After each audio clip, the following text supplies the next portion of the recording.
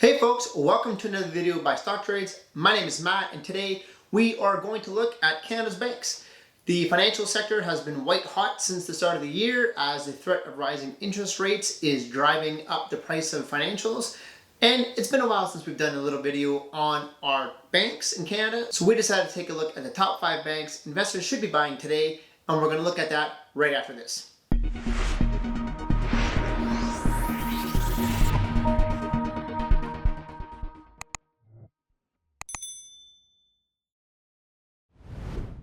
Before we jump into the actual stocks, just want to take a moment to talk about dividend growth in the sector.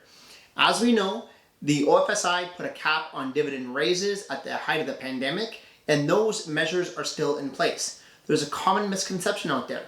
The OFSI has begun to pull back on some temporary COVID-19 measures. However, allowing banks to raise dividends is not yet one of them. While we fully expect that cap to be lifted at some point in the near future, that time is not yet known. So just an important clarification for investors to make sure that they understand that banks can't yet raise dividends. They can still pay a special dividend based on certain circumstances.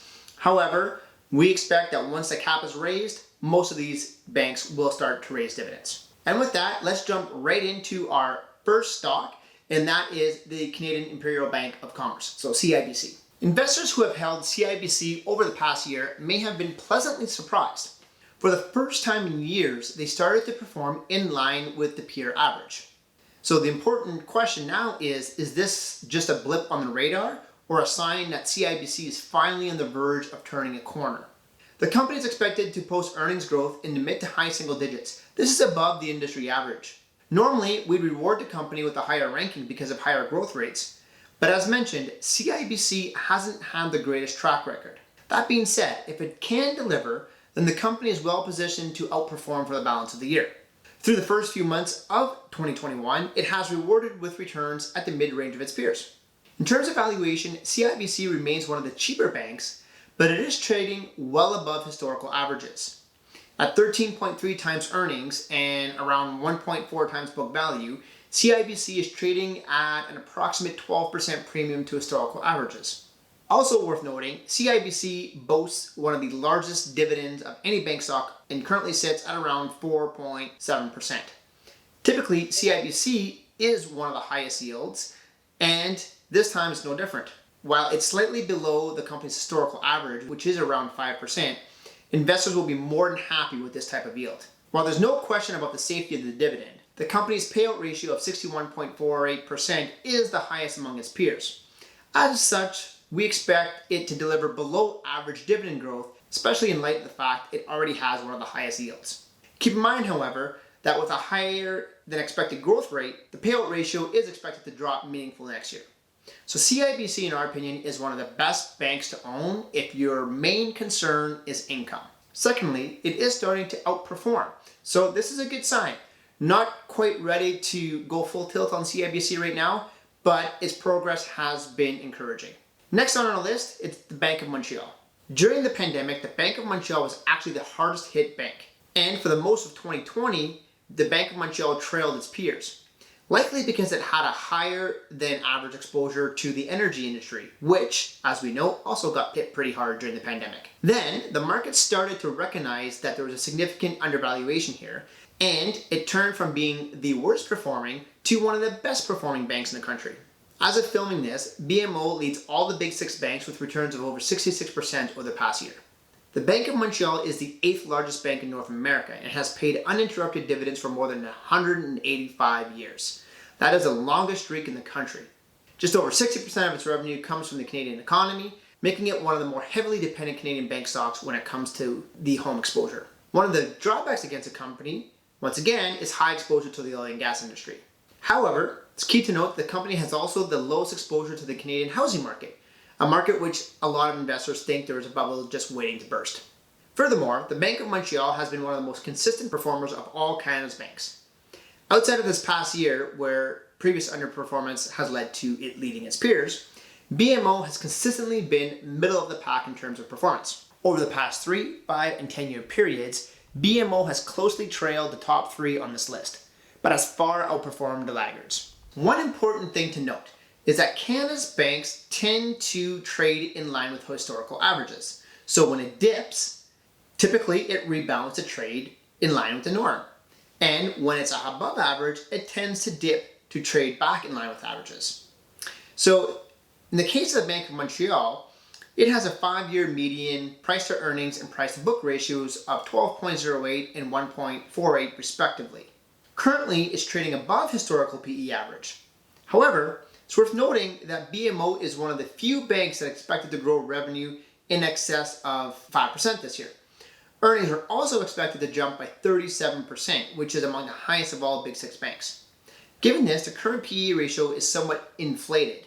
On a forward basis, the PE ratio drops to 10.64, which is below its 5-year average of 10.78.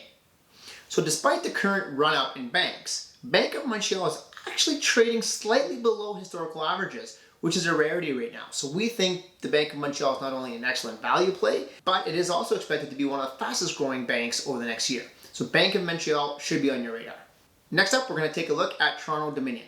Before we go into too much detail about Toronto Dominion, just a reminder, please comment below and let us know which of these banks is your favorite, or perhaps there's a bank that's not on our list that you think is a better play over the coming year. So please let us know in the comments below. I should also note that in terms of the Bank of Montreal, it's a stock that I own, and I also own this stock, which is Toronto Dominion Bank. TD Bank is a multinational banking and financial services firm which started operations in 1855. So it is one of the largest and oldest banks in Canada, and is the second largest in terms of assets and market cap. This $150 billion company has the highest exposure south of the border, with more than 40% of revenue coming from the United States. This financial giant was named one of the most convenient banks in the US as among the top brands in North America. Over the past 5 years, TD Bank has averaged 6.83 and 8.79% annual earnings growth. This includes the pandemic, which had severely impacted operations. These are the highest growth rates among any of the quote-unquote Big Six banks. This is one of the primary reasons TD Bank has been able to grow its dividend at a rapid pace and also owns the highest dividend growth rate of its peers. Surprisingly, TD has trailed the other two picks that we've yet to talk about today. And that's the only reason why it's coming in third right now. However, don't sleep on TD Bank, as its exposure to the US can lead to outperformance, as our neighbors have had a much more successful vaccine rollout and are opening at a much faster pace than we are here in Canada.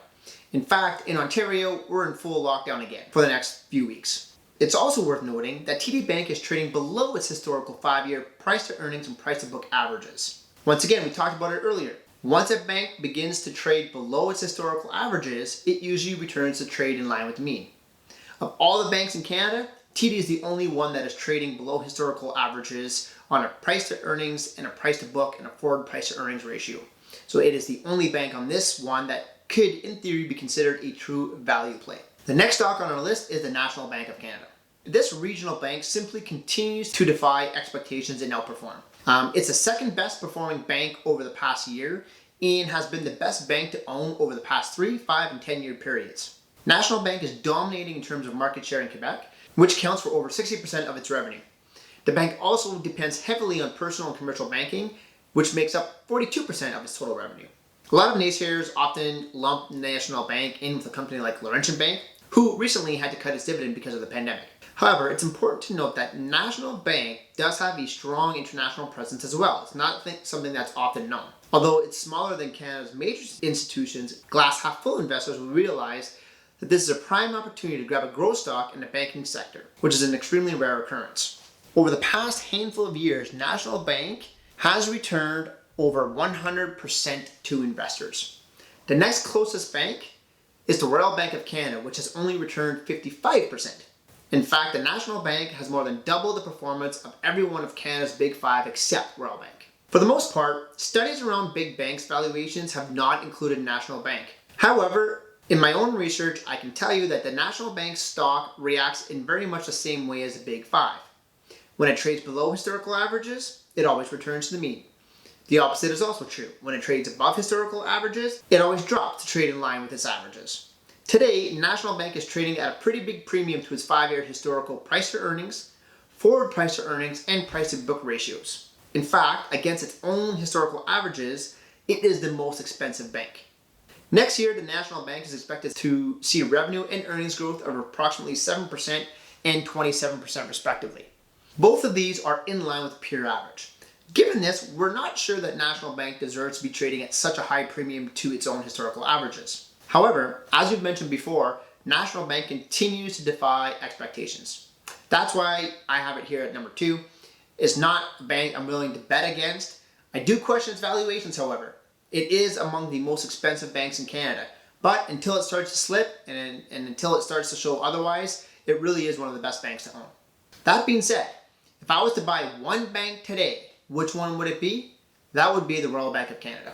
It continues to perform, and it was one of the few that managed to grow the top line year over year in 2020 despite the pandemic. It is also one of the most diversified banks in the world, and its global exposure will allow it to provide more stable revenue and earnings as multiple countries are in different phases of the economic recovery due to COVID-19. This will remain true pretty much to the end of 2021. Royal Bank has been the second best performing big bank over the past 3, 5, and 10 year periods. Only National Bank has exceeded Royal Bank's performance. Now, if you're only looking at the big 5, which excludes National Bank, which I don't think you should, but there are some that do exclude it for whatever reason, then it would be the top ranked performer over those periods. Circling back to valuation and using the same principles, the company is currently trading at a slight premium to its historical averages, but it is trading at a slight discount to its price to book average of 1.9 times book value. On a forward basis, it's actually trading right in line with historical averages. So all things considered, I'd consider Royal Bank to be fairly valued here.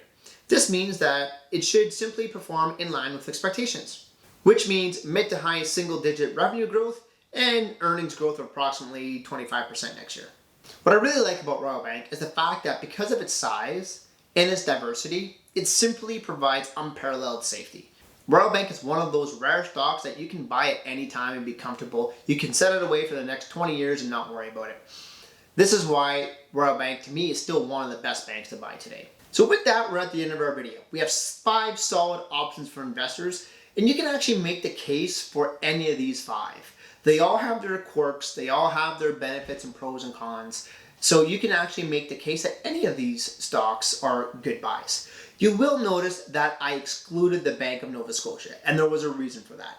I excluded it because A, it's been a poor performer, and B, it has one of the lowest expected growth rates, and C, it's actually trading at a significant premium to historical averages, even more so than a National Bank.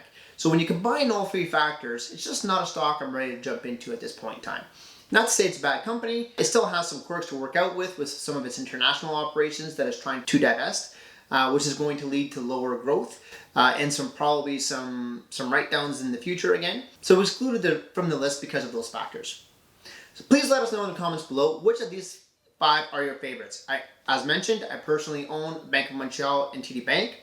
If I needed exposure today, I'd likely jump into Royal Bank. Perhaps I'd top up my position in TD Bank, but I think that investors can make the case for any of these 5 holdings in your account. Let us know what your favorite is. And as always, please subscribe to our channel so you don't miss out on any more great Canadian content. Until next time.